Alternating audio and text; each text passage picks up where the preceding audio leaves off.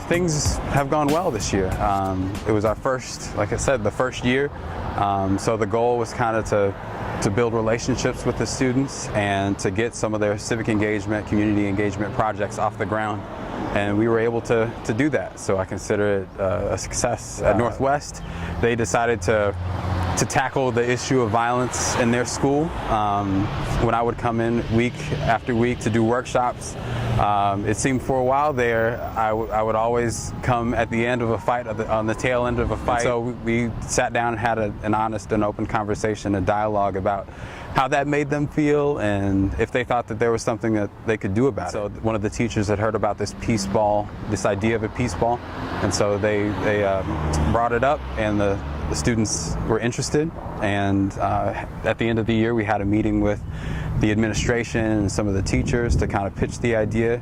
Included in that presentation were statistics about how violence affects their community.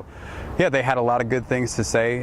They were able to back it up with some relevant data, and you know, the administration embraced it, and we hope to implement the project you know, this coming fall with the students. So the idea is that you're trying to build a culture of peace and increase the peace, reduce violence in the hallways and classrooms of your school. You do that by having the teachers hand out pieces of yarn for those acts of peace that they see the students engage in. So if a student breaks up a fight, if a student is encouraging another student, if a student is helping another student out, all these different acts of kindness and acts of peace that help to build that culture of peace.